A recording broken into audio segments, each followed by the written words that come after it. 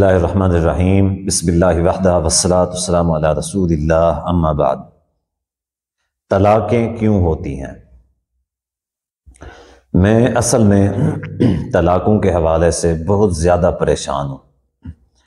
परेशानी का आलम यह है कि मेरा जो मिजाज है वो इस तरह का है, मैं ये चाहता हूँ कि हर मियाँ बीवी खुश रहे, आपस में उनकी कभी भी तलाक़ ना हो, एक साथ रहें। यही वजह है कि रोज़ाना की बुनियाद पे तकरीबन जो है ना 40 से 50 लोग मुझसे रब्ता करते हैं या इससे भी ज़्यादा तलाक़ के हवाले से उनकी तलाक़ हो चुकी होती है। तलाक़ का मसला पूछने के लिए, उसका हल पूछने के लिए बहुत सारे लोग को रब्ता करते हैं। फिर मैं यकीन करें कि इंतहाई परेशान हो जाता हूँ और मैं पूरी कोशिश करता हूँ कि उनका किसी भी तरीके से जो है ना हल हो जाए, दोनों मियाँ बीवी जो है आपस में दोबारा से इकट्ठे हो जाएं। अब मसला ये है कि तादाद तलाक़ों की आज के दौर में बहुत ज़्यादा है, बहुत ज़्यादा तादाद है। आप खुद अंदाज़ा लगा लें कि 50 से ज़्यादा लोग रोज़ाना रब्ता करते हैं, तो कितनी तलाक़ें हो रही होंगी इस वक्त। ये तो सिर्फ जो लोग मुझसे रब्ता करते हैं, बहुत सारे लोग दूसरे मुफ्तियों से रब्ता करते हैं, उनकी तादाद कितनी होगी।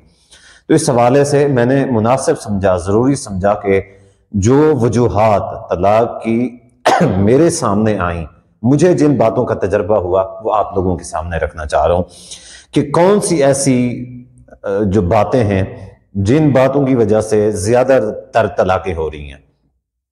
3 वजूहात आप लोगों के सामने रखूँगा। पहली अहम है, दूसरी उससे भी ज़्यादा अहम है, तीसरी उससे भी ज़्यादा अहम है।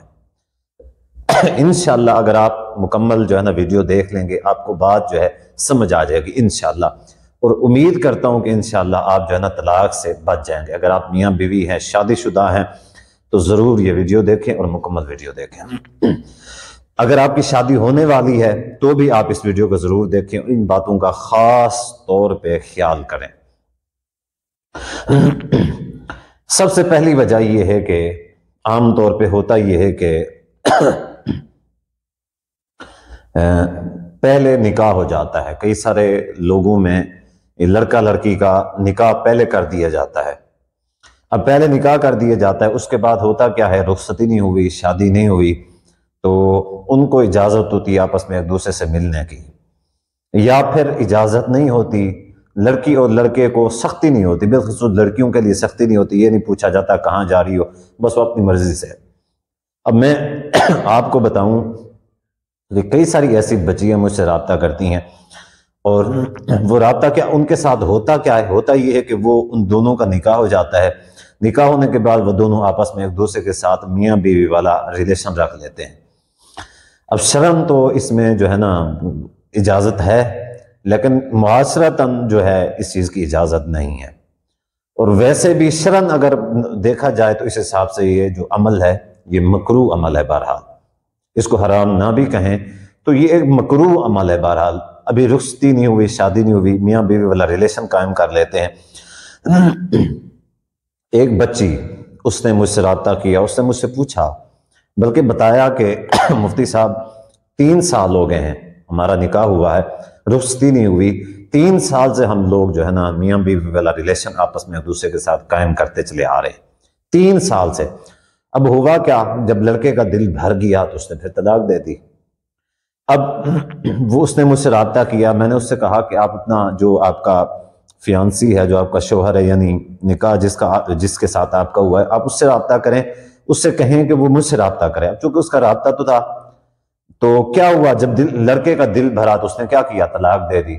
जब उसने तलाक दे दी तो उसका चूंकि दिल भर चुका था, तो उसने कहा कि मुफ्ती साहब से आप रब्ता कर लो। उसने उसके कहने के ऊपर ज़ाहरी तौर पे मुझसे रब्ता तो कर लिया, लेकिन उसकी बातें जो थीं जो मुझसे हुई, मुझे इस बात का यकीन हो गया कि अब ये नहीं रखना चाहता, इसका इससे दिल भर गया है, अब ये कोई और नई लड़की के साथ शादी कर लेगा बस।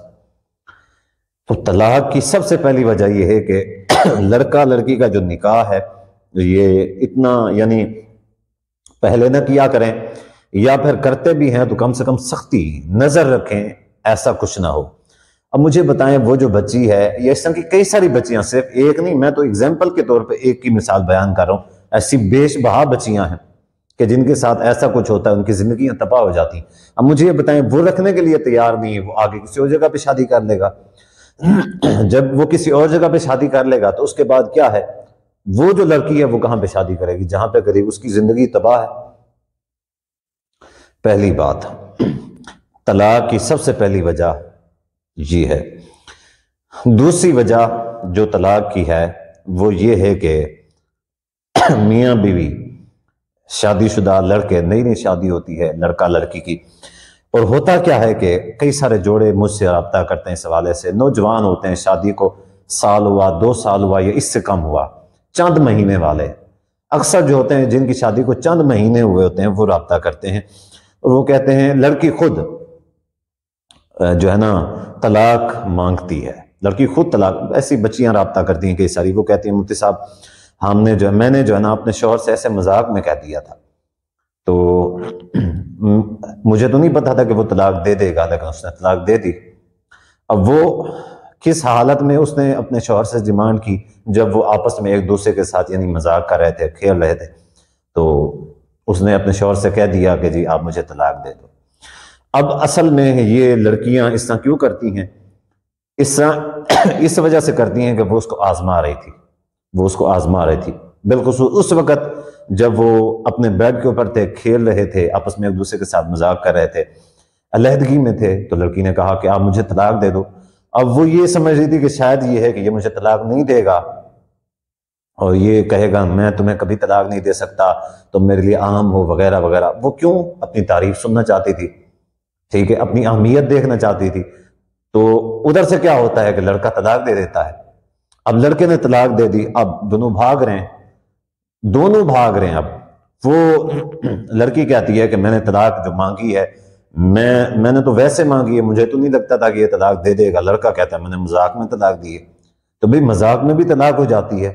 تو طلاق کی دوسری وجہ یہ ہے کہ بھائی پیار محبت میں، ہنسی مذاق میں اس طرح کی نہ تو لڑکیاں ڈیمانڈ کریں، اور نہ ہی جو لڑکے ہیں جو شوہر ہیں وہ بھی تھوڑا سا جو ہے نا صبر کا اور عقل مندی کا مظاہرہ کیا کریں۔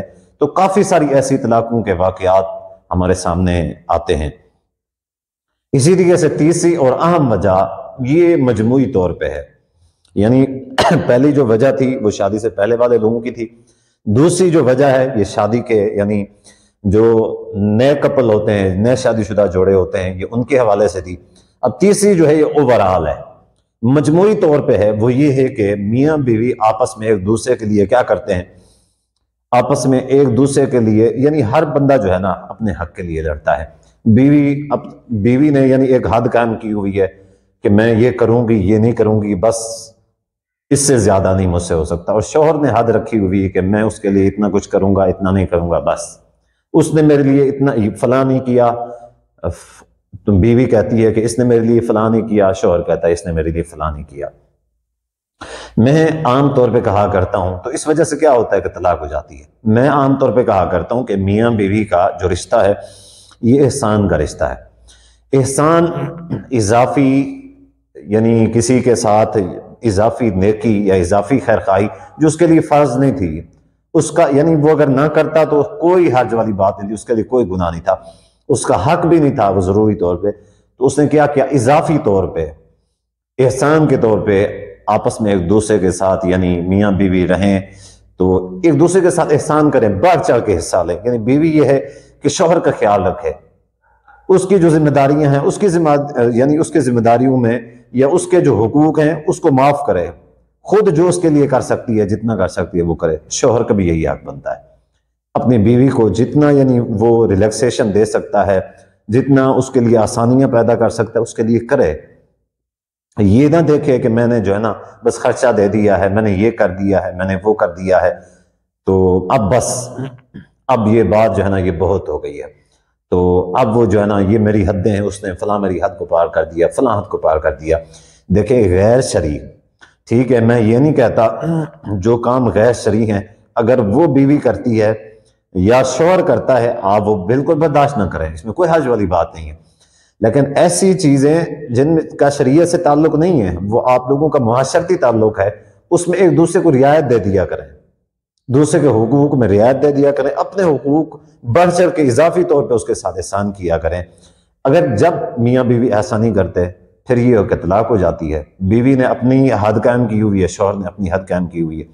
بیوی کہتی ہے کہ میں جو ہے نا بس یہاں تک، اس سے زیادہ تمہاری باتیں نہیں مان سکتی۔ شوہر کہتا ہے میں تمہارے لیے اس سے زیادہ کچھ نہیں کر سکتا۔ بلکہ کئی سارے شوہر ایسے بھی ہوتے ہیں کہ جو بد اخلاق ہوتے ہیں۔ کئی ساری بہنیں، خواتین مجھ سے رابطہ کرتی ہیں، وہ مجھے اسکرین شاٹ دکھاتی ہیں کہ جس میں یہ ہوتا ہے کہ شوہر ان کو ماں بہن کی، باپ کی گالیاں دے رہا ہوتا ہے، اور ایسی یعنی ایک غلیظ گالیاں ہوتی ہیں، تو بری گالیاں ہوتی ہیں۔ تو یہ تو بہت بری بات ہے، یہ بہت بری بات ہے۔ طلاق کی ایک وجہ یہ بھی ہے کہ جب شوہر بد اخلاقی کرتے ہیں، اور بالخصوص عام طور پہ یہ جو بیویاں ہوتی ہیں یہ اپنی ذات تک تو عام طور پہ برداشت کر جاتی ہیں، لیکن جب ان کے ماں باپ کو دیکھیں نا، جنہوں نے اس کو پیدا کیا، جنہوں نے اس کو پالا، اس کی تربیت کی، اس کو پڑھایا، اس کو کھلایا پہنایا، سب کچھ کیا، جوان کیا، اس کی شادی کی، اتنا سارا جہیز دیا، اتنا سارا جہیز لے کے وہ تمہارے گھر میں آتی ہے، تو کیا کرتے ہیں شوہر پہ اس کو ماں بہن کی گالیاں دیتے ہیں، باپ کی گالیاں، تمہاری فلاں، تمہاری ماں فلاں، تمہاری بہن فلاں، تمہارے باپ فلاں۔ یہ کیا ہے؟ وہ مجھے یہ بتائیں کہ وہ کیسے برداشت کر سکتی اس طرح کی باتیں؟